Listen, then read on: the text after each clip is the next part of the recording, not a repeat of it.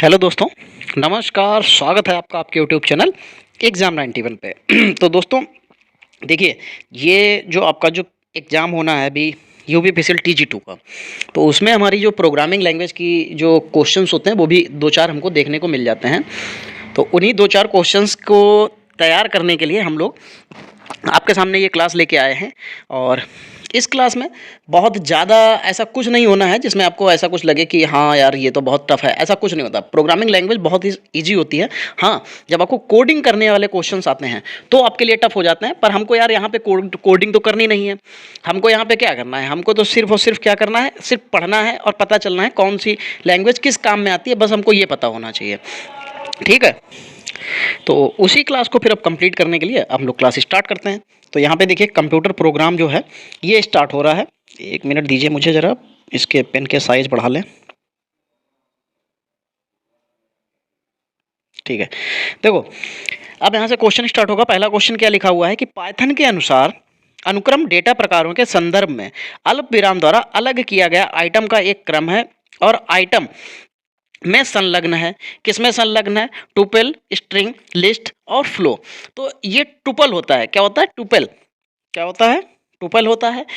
जो पाइथन में जो है एक टपल एक कंटेनर है जो कि एक्स वाई समन्वय जो पैरेंथेसिस के बीच अल्प विराम से अलग किए गए मानों की एक श्रृंखला का स्टोर है जो टपल लिस्ट की तरह है, जो अपरिवर्तनीय है, यानी कि जिसमें कोई भी परिवर्तन नहीं किया जा सकता है।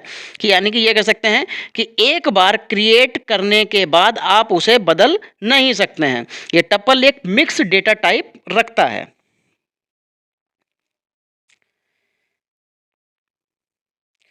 क्वेश्चन नंबर 2 देखो क्या लिखा हुआ है। Which among the following is not an arithmetic operation in Python.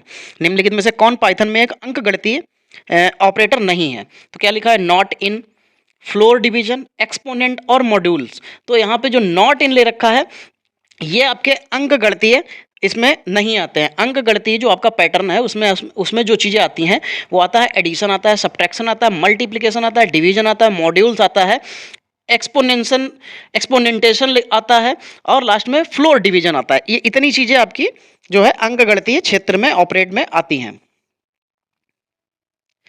चलो भाई 3 नंबर देखो क्या लिखा हुआ है। किसी भी भाषा में कथन का अनुक्रमिक प्रवाह डिफॉल्ट होता है। अनुक्रमिक के अलावा निष्पादन के प्रवाह के आकार उपलब्ध होते हैं जो हैं क्या हैं? चलो भाई देखो, कंडीशनल और लूपिंग दो दे रखे हैं, दोनों में से क्या होगा? तो भैया इसमें से दोनों हो जाते हैं। क्या हो जाते हैं? इसमें दोनों सही हो जाते हैं। ठीक है, चलो 4 नंबर देखो क्या लिखा हुआ है कि पाइथन में फाइल प्रोसेसिंग के संदर्भ में ऑपरेशंस के सही क्रम का पहचान करना है। पढ़ें या लिखें, ऑपरेशन करना, एक फाइल खोलें, एक फाइल बंद करें, इसमें से सही क्या हो जाएगा या क्या क्रम होगा हमको ये बताना है। ठीक है, तो देखो सबसे पहले हमको क्या करना पड़ेगा, एक फाइल को खोलना पड़ेगा। ठीक है, फिर उसके बाद में ये नंबर 1 पे आएगा, फिर उसके बाद में पढ़ें या लिखें, फिर जो मतलब उसको रीड करेंगे या उसमें राइट करना होगा तो राइट कर देंगे, देन उसके बाद में फाइल को बंद कर देंगे। यानी कि क्या क्या आ जाएगा? बी सी, नहीं बी ए सी ये आ जाएगा। और बी ए सी किसमें है? बी से सिर्फ 2 ही स्टार्ट है, बी सी है, इसमें बी ए सी है। ये चौथा ऑप्शन सही हो जाएगा। चलो भाई 5 नंबर देखो, 5 नंबर में क्या लिखा हुआ है कि निम्नलिखित में कौन अपने संचालन के पीछे अपनी विशेषताओं को छिपाने वाली एक ऑब्जेक्ट को संदर्भित करता है? निम्नलिखित में कौन अपने संचालन के पीछे अपनी विशेषताओं को छिपाने वाली एक ऑब्जेक्ट को संदर्भित करता है? पॉलीमॉर्फिज्म, एनकेसुप्लेशन, इनहेरिटेंस और क्लास। तो यहाँ पे जो लिखा हुआ है इनकैप्सुलेशन, तो इनकैप्सुलेशन ही एक ऐसा संचालन मतलब एक ऐसा प्रकार होता है जो अपने संचालन के पीछे अपनी विशेषताओं को छुपाने वाली एक ऑब्जेक्ट को संदर्भित करता है। तो क्या हो जाएगा यहाँ पे? इनकैप्सुलेशन हो जाएगा। चलो भाई 6 नंबर देखो क्या हो जाएगा। लिखा हुआ है आधुनिक कंप्यूटर किसी भी कार्य को करने के लिए निर्देशों के एक समूह का पालन करते हैं। इन निर्देशों को सामान्यतः क्या कहा जाता है? कमांड्स कहा जाता है, प्रोग्राम्स कहा जाता है, लैंग्वेज कहा जाता है या गाइडलाइंस कहा जाता है? तो इनको क्या कहा जाता है? तो भैया इनको प्रोग्राम्स कहा जाता है, क्योंकि आधुनिक कंप्यूटर किसी भी कार्य को करने के लिए जो निर्देशों का एक समूह होता है उसी को तो प्रोग्राम कहते हैं। ठीक है, चलो आगे बढ़ेंगे। प्रोग्राम तो प्रोग्राम की डिफिनेशन ही यही है कि प्रोग्रामों का एक समूह जो होता है उसको मतलब निर्देशों का एक जो प्रोग्राम होता है, निर्देशों का एक समूह जो होता है उसको प्रोग्राम कहते हैं। चलो 7 नंबर देखो, 7 नंबर में क्या हो जाएगा, निर्देशों का एक समूह कहलाता है। अभी मैंने यही डिफिनेशन आपको बताई, ये लीजिए भाई, UPPCL assistant accountant 10/2/2018, UPPCL assistant accountant 9/2/2018। चलो 8 नंबर देखो क्या हो जाएगा, क्या लिखा हुआ है यहाँ पे, निम्नलिखित में से किसका नाम क्लास नाम के समान होना चाहिए, किसका नाम जो है क्लास नाम के समान होना चाहिए। तो क्या लिखा हुआ है, वेरिएबल, मेथड, कंस्ट्रक्टर और हेडर फाइल। तो क्या हो जाएगा यहाँ पे, इसका आंसर सही हो जाएगा कंस्ट्रक्टर।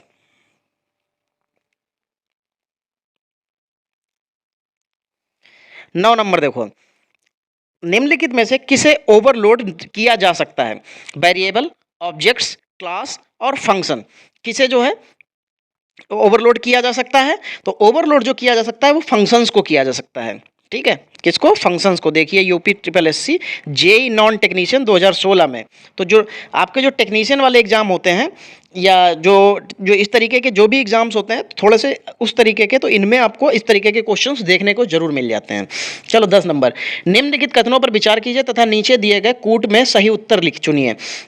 जो लिखा हुआ है डॉट नेट फ्रेमवर्क माइक्रोसॉफ्ट द्वारा विकसित किया गया है, जावा सन माइक्रोसॉफ्ट द्वारा विकसित ओपन सोर्स टेक्नोलॉजी है। इनमें से हमको सही बताना है कि सही क्या हो जाएगा, ठीक है। देखो सही की बात अगर पूछेंगे तो जो डॉट नेट है वो माइक्रोसॉफ्ट द्वारा विकसित किया गया है, फ्रेमवर्क है, बिल्कुल सही है। और माइक्रोसॉफ्ट अमेरिका के बिल गेट्स के स्वामित्व वाली कंप्यूटर सॉफ्टवेयर कंपनी है। बाकी जो जावा है, जावा को भी सन माइक्रोसॉफ्ट द्वारा ही विकसित किया गया, और जावा तो आपको ओपन सोर्स टेक्नोलॉजी भी है, तो यहाँ पे दोनों सही हो जाएंगे। चलो भाई 11 नंबर देखो, 11 नंबर में क्या है, सूचनाओं का वह समूह जो एक कंप्यूटर को निर्देश करता है कहलाता है नेटवर्क, मेमोरी, वेब ब्राउज़र या प्रोग्राम। तो क्या कहलाता है, सूचनाओं का वह समूह जो एक कंप्यूटर को निर्देश करता है कहलाता है, क्या कहलाएगा भाई उसको, तो नेटवर्क, मेमोरी, वेब ब्राउज़र या प्रोग्राम। तो अभी बताया था कि सूचनाओं का समूह, ठीक है, निर्देशों का एक समूह क्या कहलाता है, प्रोग्राम कहलाता है, तो वही हो जाएगा। चलो भाई 12 नंबर देखो, एक शॉर्ट एल्गोरिथम निम्नलिखित सिद्धांत पर कार्य करते हैं। कौन कौन से सिद्धांत पर कार्य करते हैं, लिस्ट में सबसे छोटा जो है आइटम ढूंढें और इसे लिस्ट मोस्ट बिना क्रमबद्ध एलिमेंट के साथ बदलें, पहले अवर्गीकृत एलिमेंट से प्रक्रिया को दोहराएं, यह निम्नलिखित में से किस सॉर्टिंग एल्गोरिथम के अनुरूप काम करता है। तो जब उसने कह दिया कि ये निम्नलिखित में से किस सॉर्टिंग एल्गोरिथम के अनुरूप कार्य करता है, तो ये सिलेक्शन आर्ट के अनुरूप ये काम होता है।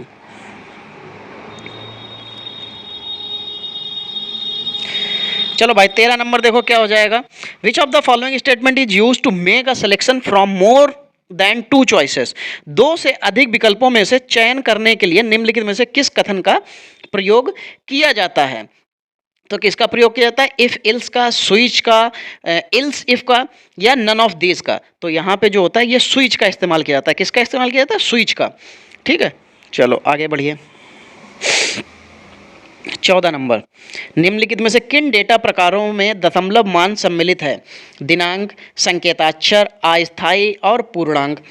तो पहले बात तो ये देखो, दशमलव मान सम्मिलित की बात की जा रही है, तो दशमलव मान किसमें सम्मिलित हो जाता है, जो फ्लोट करता है, जो अस्थायी नहीं होता है, उसी में दशमलव मान दिखाई देगा आपको, उसी में मान सम्मिलित हो जाता है वो।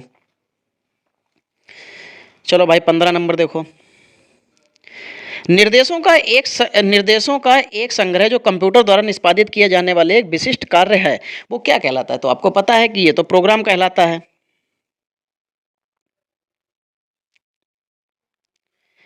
16 number, which of the following is not a computer language, निम्नलिखित में से कौन सी कंप्यूटर लैंग्वेज नहीं है। क्या क्या लिखा हुआ है, पास्कल लिखा हुआ है, फोर्टन लिखा हुआ है, डीटीएस लिखा हुआ है और एसक्यूएल लिखा हुआ है। तो यहाँ पे अगर कंप्यूटर प्रोग्राम की बात, मतलब कंप्यूटर लैंग्वेज की बात करेंगे, तो इसमें से कंप्यूटर लैंग्वेज जो है 3 तो आपको पता है।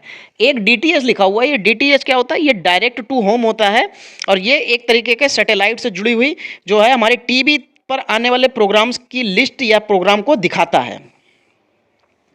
कंप्यूटर प्रोग्राम में शामिल होते हैं, क्या क्या शामिल होते हैं, आंकड़े, अनुदेश और आंकड़े, निम्न स्तरीय भाषा, आंकड़े, अनुदेश और निम्न स्तरीय भाषा। तो भैया तीनों चीज़ें शामिल हो जाती हैं। जो कंप्यूटर प्रोग्राम होता है उसमें अनुदेश भी होते हैं, आंकड़े भी होते हैं और निम्न स्तरीय भाषा भी होती है। ठीक है, चलो आगे बढ़ते हैं और अगले क्वेश्चन की तरफ चलते हैं। 18 नंबर। 18 नंबर में क्या है कि कमांड्स को ले जाने की जो प्रक्रिया है वो क्या होती है, वो फेचिंग होती है और स्टोरिंग होती है, डिकोडिंग होती है, एग्जीक्यूटिंग होती है। तो जो कमांड्स को ले जाने की जो प्रक्रिया होती है उसको क्या कहते हैं, उसको एग्जीक्यूटिंग कहते हैं।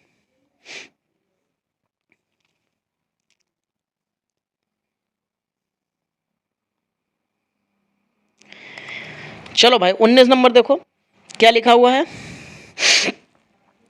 लिंक्ड सूचियों और सारणियों के संबंध में निम्नलिखित में से कौन सा कथन गलत है।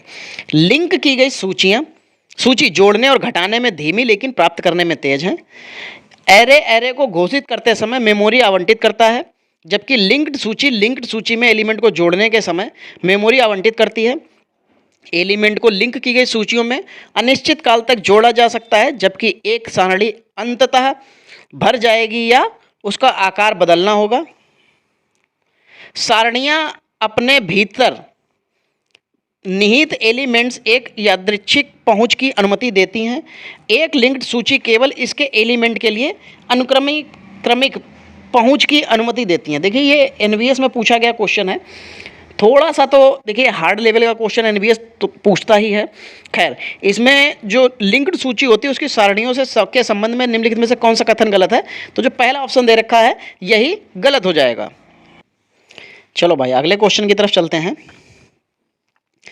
अगला क्वेश्चन लिखा हुआ है कि प्रोग्राम और क्लास के बीच डेटा को अंतरित करना निम्नलिखित कारण संभव होता है। किसके कारण संभव होता है? ठीक है, क्या लिखा हुआ, फंक्शन यानी कि फलन के द्वारा, प्रॉपर्टीज यानी कि गुण के द्वारा, और प्रोड्यूसर्स यानी कि प्रक्रिया के द्वारा, और वेरिएबल्स मतलब चर के द्वारा। तो जो प्रोग्राम और क्लास के बीच डेटा को अंतरित करना निम्नलिखित किसके कारण संभव होता है? तो वो प्रॉपर्टीज के कारण संभव होता है। चलो भाई आगे बढ़ते हैं। 21 नंबर, कोडित निर्देशों की सूची को कहा जाता है, क्या कहा जाता है? तो उसको एल्गोरिदम कहा जाता है, कंप्यूटर भाषा कहा जाता है, कंप्यूटर प्रोग्राम कहा जाता है, या इनमें से कोई नहीं। देखो क्वेश्चन वही है, ठीक है, क्वेश्चन वही है, बस आपको लैंग्वेज बदल दी गई है तो आप कंफ्यूज हो सकते हैं। बाकी कोडित निर्देशों, अब कोई भी हो, निर्देशों का एक समूह या सूची वो क्या कहलाता है? तो प्रोग्राम कहलाता है। तो बस आपको प्रोग्राम पे क्लिक करना है। चलो फिर 5 नोड्स के साथ एक गोलाकार डबल लिंक्ड पूर्णांकों की लिस्ट के नोड्स में डेटा सदस्यों के रूप में कितने पॉइंट्स होते हैं? 15, 8, 5 और 10। देखो उसने 5 तो नोड्स कह दिए, के साथ एक गोलाकार डबल लिंक्ड पूर्णांकों की लिस्ट में एक जो नोड्स में डेटा सदस्यों के रूप में जो पॉइंट्स होते हैं वो कितने होते हैं? 10 होते हैं।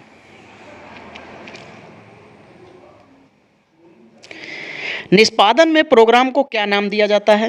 प्रोसेस, डेटा लोड, प्रोग्राम और म्यूटेक्स। ठीक है, निष्पादन में प्रोग्राम को क्या नाम दिया जाता है? तो उसको जो नाम दिया जाता है वो प्रोसेस ही दिया जाता है। प्रोसेस ही, ये जो है निष्पादन का मतलब ही होता है कि एग्जीक्यूट करना, एग्जीक्यूशन होता है। ठीक है,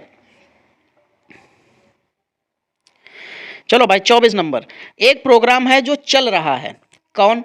प्रक्रिया, ज्ञान, सूचना या डेटा? तो भैया प्रक्रिया एक प्रोग्राम है जो चल रहा है, तो इसमें प्रक्रिया हो जाएगा। चलो आगे बढ़िए।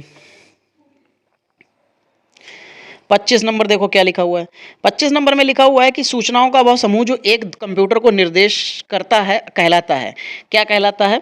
स्टोरेज कहलाता है, मेमोरी कहलाता है, लॉजिक कहलाता है, या प्रोग्राम कहलाता है? तो फिर वही बात है, सूचनाओं का वह समूह जो कंप्यूटर को निर्देश करता है। तो निर्देश कौन करता है? प्रोग्राम ही तो करता है। तो इसका आंसर प्रोग्राम सही हो जाएगा।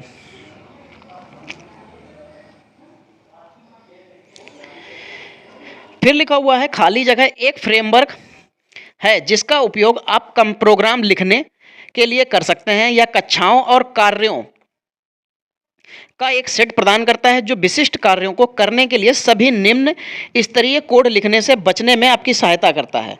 कौन होता है? Electric data interchange application program, sorry application programming interface, enterprises resource planning system, और लास्ट में क्लाइंट सर्वर आर्किटेक्चर। तो जो भी जो स्त्री कोड लिखने से बचने में जो आपकी सहायता प्रदान करते हैं वो क्या होते हैं, वो ये एप्लीकेशन प्रोग्रामिंग इंटरफेस हो जाते हैं।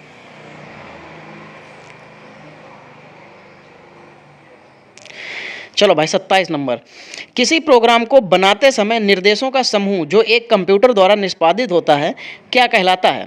किसी प्रोग्राम को बनाते समय निर्देशों का एक समूह जो एक कंप्यूटर को निष्पादित करता है वो क्या कहलाता है। लिखा हुआ है सिंटेक्स, कोड, एरर और लैंग्वेज। आप एक बात बताइए, कोई भी प्रोग्राम आप लिखते हैं तो क्या करते हैं, कोडिंग ही तो करते हैं। तो बस ये कोडिंग ही होती है, यानी कि कोड करते हैं। किसी प्रोग्राम को बनाते समय निर्देशों का समूह जो एक कंप्यूटर द्वारा निष्पादित होता है क्या कहलाता है, वो कोड होता है। चलो भाई 28 नंबर, कंप्यूटर पर आरोपित ज़्यादातर त्रुटियां किस कारण होती हैं। क्रमादेश त्रुटियां होती हैं,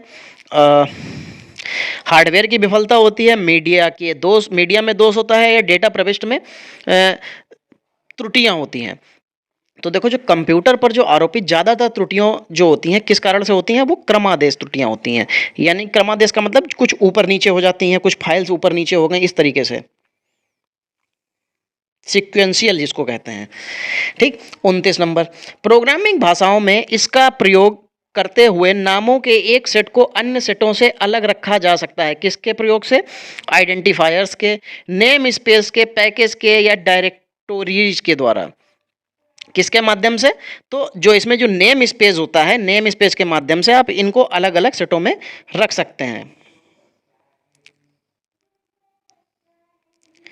चलो भाई 30 नंबर देखो क्या हो जाएगा, किसी फंक्शन की गणना के लिए अच्छी तरह से परिभाषित निर्देशों की एक सीमित सूची के रूप में व्यक्त की गई एक प्रभावी विधि वो क्या कहलाती है। एक एल्गोरिदम, एक डेटा संरचना, एक कंपाइलर, एक प्रोग्राम। तो वो एक एल्गोरिदम कहलाती है। फिर देखो क्या है, किसी प्रदत्त समस्या के लिए समाधान तक पहुंचने के चरणशः विवरण इनमें से कौन सी शब्दावली परिभाषित होती है। जिसको भी इंग्लिश में हिंदी में समझ में ना आए वो ऊपर इंग्लिश में लिखा हुआ है, आप उससे भी इसको समझ सकते हैं। क्योंकि देखिए दोनों लैंग्वेज हैं, जो जो क्वेश्चंस कुछ कुछ ऐसे हैं जिनमें आपको दोनों लैंग्वेजेस की ज़रूरत पड़ेगी, और वो सही भी है। क्योंकि कंप्यूटर एक ऐसी लैंग्वेज होती है जिसमें हमको इंग्लिश की भी ज़रूरत होती है। तो कौन सी शब्दावली परिभाषित करती है, तो जिसको एल्गोरिदम कहते हैं। क्या कहते हैं, एल्गोरिदम कहते हैं।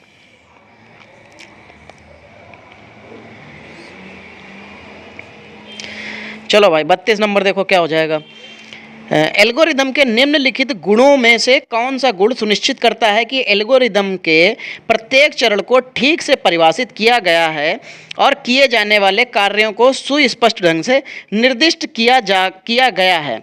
तो कौन होता है ऐसा, या किसके माध्यम से होता है। तो परिमितता लिखा हुआ है, प्रभावशीलता लिखा हुआ है, इनपुट और आउटपुट लिखा हुआ है, और निश्चितता लिखा हुआ है। तो निश्चितता के माध्यम से जो हो जाते हैं डिफिनाइटनेस, डिफाइन जिसको बोलते हैं डिफिनाइट, तो डिफिनाइटनेस लिखा हुआ है, डिफिनाइटनेस यानी कि निश्चितता के माध्यम से ये हो जाता है।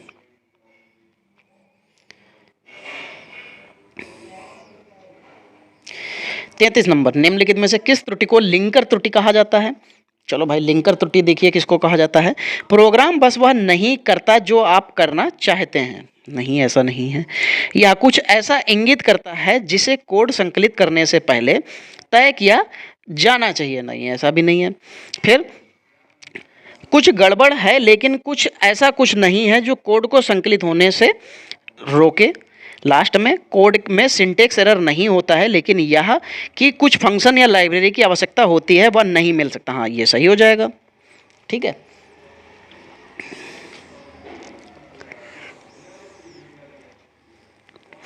देखो जो जो त्रुटि होती है जब संकलन यानी कि कंपाइलेशन को जब हम Ctrl+F9 की रन का उपयोग करके विभिन्न ऑब्जेक्ट फाइलों को मुख्य ऑब्जेक्ट के साथ क्या कर सकते हैं, लिंक कर सकते हैं। ठीक है, तब वे क्या होती हैं, ये तब उत्पन्न हुई त्रुटियां हैं जब प्रोग्राम को निष्पादन योग्य जनरेट नहीं किया जा सकता है, या गलत फंक्शन प्रोटोटाइप गलत हेडर फाइलों को कारण हो सकता है।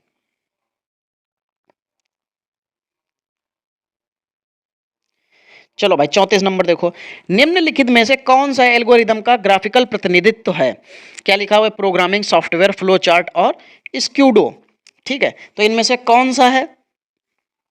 तो जो निम्नलिखित में से कौन सा एल्गोरिदम का ग्राफिकल प्रतिनिधित्व है? तो वो फ्लो चार्ट होता है। फ्लो चार्ट अभी खैर आपको पता नहीं, कुछ लोग ऐसे यहाँ पे जरूर होंगे जिनको फ्लो चार्ट नहीं पता होगा, लेकिन जो भी लोग मेरे साथ पुराने जुड़े हुए हैं उन सभी को फ्लो चार्ट पता होगा कि फ्लो चार्ट क्या होता है। खैर, फ्लो चार्ट जो होता है कई तरीके की चीज़ें होती हैं, जैसे इसमें जो होता है ये प्रवाह रेखा को दर्शाता है, ये इस तरीके से जो होता है ये प्रक्रिया को दिखाता है। ठीक, और जो इस तरीके से होता है, ठीक, ये हमारी तैयारी को दिखाता है। ये एक तरीके का फ्लो चार्ट होता है, ठीक है, जिसमें सारे काम उसके बिल्कुल पैटर्न पे चलते हैं। चलो 35 नंबर क्या लिखा हुआ है? एक गतिविधि आरेख को मॉडल करता है जो एक वस्तु करता है और जिस क्रम में वह उन्हें करता है। देखिए क्वेश्चंस थोड़े से अटपटे होते हैं लैंग्वेजेस के, इसलिए थोड़े से कठिन भी हो जाते हैं। तो इनको क्या कहते हैं? इनको क्रिया कहते हैं।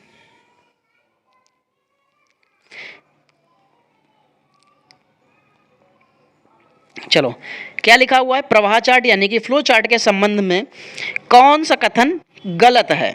चलो भाई देखो, यह एक एल्गोरिदम का चित्रण निरूपण है। नहीं, चित्रण निरूपण ऐसा कहना गलत है। अच्छा, उसने गलत ही पूछा था। हाँ, तो फिर पहले ही गलत हो जाएगा। ठीक, जो फ्लो चार्ट होता है वो फ्लो डायग्राम का विकल्प है। ये एल्गोरिदम के निष्पादन के अनुक्रम का प्रतिनिधित्व करता है। इसमें हीरे के आकार के चिन्ह का उपयोग निर्णायक शर्तों के लिए किया जाता है। अतः विकल्प यहाँ पे क्या बन जाएगा? आपका ए गलत हो जाएगा। ठीक है, चलो अगले क्वेश्चन की तरफ चलते हैं। 37 number, computation logic can be represented visually by using. Computation logic को किसके उपयोग से दिखाया जाता है? तो क्या लिखा हुआ है? विजुअल बेसिक, लैम्प्रो या प्रवाह चित्र, जिसको फ्लो चार्ट भी बोलते हैं, और 4 एडिटर या 4 संपादक। तो मैंने अभी बताया था कि बहुत सी चीज़ें जो आपको है ये फ्लो चार्ट के माध्यम से दिखाया जा सकता है, जिसमें मैंने आपको बताया था कि ये प्रवाह रेखा होती है, फिर ये इस तरीके से ये जो आयत बना होता है इसको हम लोग प्रक्रिया कहते हैं, फिर ऐसे ही आपकी तैयारी आती है, फिर फैसला आता है, फिर उसके बाद में टर्मिनल आता है, और सबसे लास्ट में इनपुट या आउटपुट होता है। चलो 38 नंबर देखो, निम्नलिखित में से कौन फ्लो चार्ट के लाभ हैं? चलो यहाँ पे लाभ बताते हैं।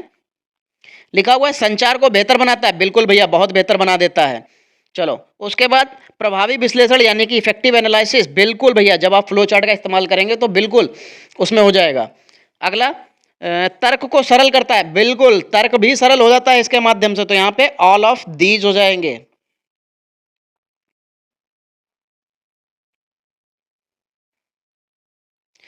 चलो 39 नंबर, क्रमदर्शी आरेख यानी कि फ्लो चार्ट में आयत क्या दर्शाता है? फ्लो चार्ट में जो आयत है, आयत क्या दर्शाता है? अभी आपको मैंने बताया था आयत का मतलब होता है यहाँ पे ये, और ये क्या दिखाता है? ये प्रक्रिया दिखाता है। क्या दिखाता है? प्रक्रिया दिखाता है। ठीक है, ठीक, क्या दिखाता है? प्रक्रिया। और अब आप सोचेंगे कि इसमें तो कहीं पे भी प्रक्रिया दिखा ही नहीं है, तो प्रक्रिया को ही तो भाई प्रोसेस कहते हैं। 40 नंबर, यदि आपको फ्लो चार्ट में एक इफ एल्स कंस्ट्रक्ट का कार्यान्वयन करना है तो किस चिन्ह का उपयोग करेंगे? तिर्यक वर्ग यानी कि डायमंड का, समांतर चतुर्भुज, ओवेल यानी कि अंडाकार का, और एरो यानी कि तीर का। तो हम लोग डायमंड का करते हैं। किसका करते हैं? डायमंड का। किसका? डायमंड का, तैयारी के लिए, इफ इल्स का।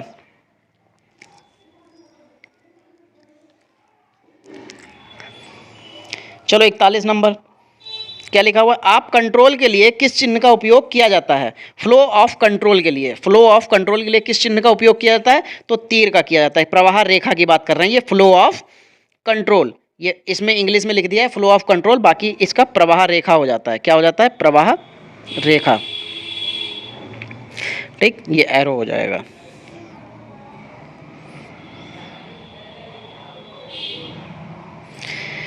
बयालीस नंबर क्या हो जाएगा? यदि आप फ्लो चार्ट में एकाधिक मान का इनपुट लेना चाहते हैं तो किसका उपयोग करेंगे? किसका उपयोग करेंगे भाई? तो समांतर चतुर्भुज का, तिर्यक वर्ग का, आयत का या वृत्त का? तो यहाँ पे किसका करते हैं? ये समांतर चतुर्भुज का करते हैं। खैर चलो, मैं अगले पेज पे आपको यहाँ पे कुछ चीज़ लिख के बता देता हूँ तो आपको भी थोड़ा आराम रहेगा और समझ में आपको आ जाएगा।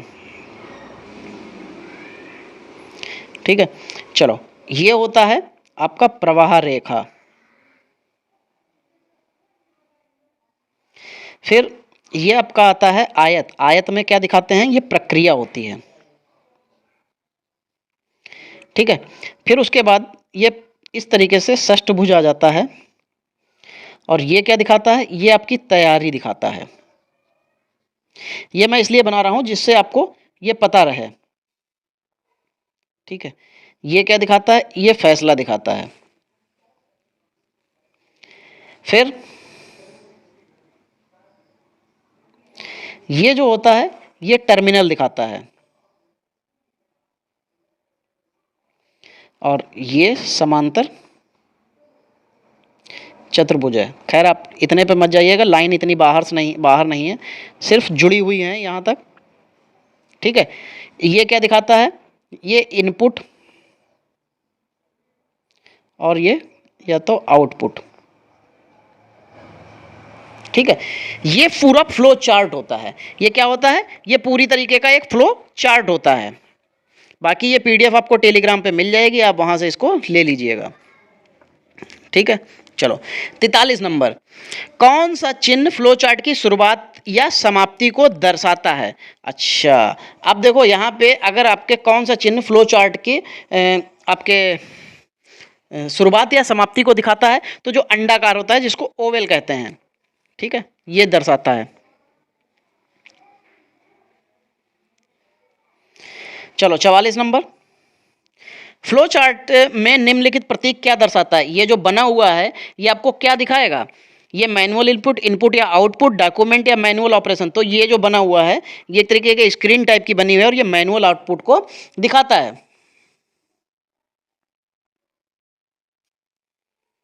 चलो 45 नंबर देखो, फ्लो चार्ट में एक वृत्त क्या दर्शाता है? अब फ्लो चार्ट में जो वृत्त होता है वो कनेक्टर को दर्शाता है। किसको दर्शाता है? कनेक्टर को दर्शाता है। 46 नंबर, फ्लो चार्ट को नए पृष्ठ पर जोड़ने के लिए निम्न में से कौन सा विकल्प उपयोग किया जाता है? तो कौन सा विकल्प उपयोग किया जाता है? Predefined processing flow chart, of page connector, on page connector. तो ये किसको दिखाता है? ये जो है ऑफ पेज कनेक्टर को दिखाएगा भाई। चलो अगले तरफ चलते हैं, 47 नंबर, एक एल्गोरिदम की जटिलता प्रतिनिधित्व करता है। किसका प्रतिनिधित्व करता है? एक एल्गोरिदम की जटिलता जो है किसका प्रतिनिधित्व करता है? तो निष्पादन, कठोरता, अस्पष्टता या शुद्धता। तो यानी कि परफॉर्मेंस, टफनेस, ऑब्सक्योरिटी या करेक्टनेस। तो किसको दिखाएगा? देखो यहाँ पे क्योंकि जो ऑप्शन दे रखे हैं इसमें होता क्या, देखो मैं आपको बताता हूँ।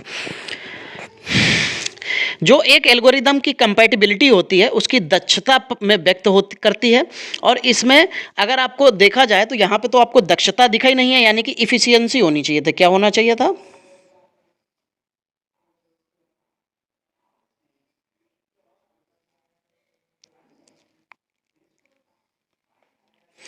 ठीक, इफिशियंसी यानी कि दक्षता, ये दक्षता के माध्यम से दर्शाया जाता।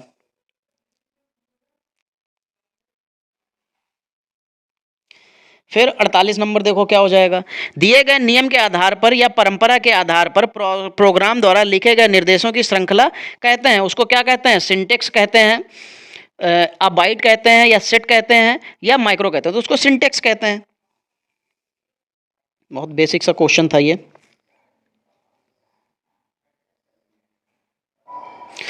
चलो 49 नंबर, सिंटेक्स एरर को द्वारा दर्शाया जाता है इंटरप्रेटर, एएलयू, लॉजिक यूनिट या कंट्रोल यूनिट। तो देखो जो भी सिंटेक्स एरर होती है वो हमेशा कंट्रोल यूनिट दिखाएगा। आज का लास्ट क्वेश्चन क्या लिखा हुआ है कि जो प्रोग्राम एक सिस्टम के फंक्शन को दूसरे सिस्टम पर नकल करेगा उन्हें क्या कहते हैं? इमुलेटर, सिमुलेटर, इवेल्युएटर या पीसीबी। तो इसको क्या कहते हैं? इसको एमुलेटर कहते हैं। एमुलेटर देखिए, अगर आपको एमुलेटर जिनको भी नहीं पता उनको बता दूं कि हमारे लैपटॉप में या आपके पीसी में एक एमुलेटर डाल लीजिए। और एमुलेटर कई तरीके के होते हैं। अगर जैसे आप एंड्रॉयड वर्जन का एमुलेटर डालते हैं तो वो क्या करेगा, वो आपको आपके कंप्यूटर पर सारे एंड्रॉयड वर्जन को मतलब आप उसमें इंस्टॉल कर सकते हैं, फिर कोई समस्या नहीं होगी। ठीक है, तो एमुलेटर का काम यही होता है। चलो, तो फिर हमारा जो आज का एमुलेटर को या तो ये सीधी लैंग्वेज में ये समझ सकते हैं कि वो नकल करने के लिए बनाया जाता है। एमुलेटर का काम क्या होता है? एक सिस्टम द्वारा दूसरे सिस्टम की नकल करने के लिए बनाया गया प्रोग्राम होता है। ठीक। और जो सिमुलेटर क्या होता है? ये कंप्यूटर प्रोग्राम्स को क्रियान्वित करने वाला प्रोग्राम होता है। जो इवेल्युएटर होता है ये कंप्यूटर की क्षमता का प्रदर्शन करने के लिए होता है, मापने के लिए होता है। और पीसीबी क्या होता है? ये प्रिंटेड सर्किट बोर्ड होता है जो कंप्यूटर के प्रवाह पथ यानी कि पाथवे जो होते हैं उसको बनाता है। तो दोस्तों, आज की जो हमारी क्लास है वो यहीं पे समाप्त होती है। अगर आपको ये सेशन अच्छा लगा है तो आप वीडियो को लाइक और शेयर जरूर कर दें। और अगर आप चैनल पे नए आए हैं तो चैनल को सब्सक्राइब कर लें। मैं आपके पेपर तक डेली इसी तरीके से कोई ना कोई एक ऐसा टॉपिक और ऐसे क्वेश्चंस आपके सामने लेके आता रहूँगा जो आपके आने वाले पेपर में क्वेश्चंस जो हैं इंपॉर्टेंट होंगे थोड़े से। तो दोस्तों, आज की जो क्लास है वो हम लोग यहीं पर समाप्त करेंगे। मिलेंगे अगली क्लास में, तब तक के लिए जय हिंद दोस्तों।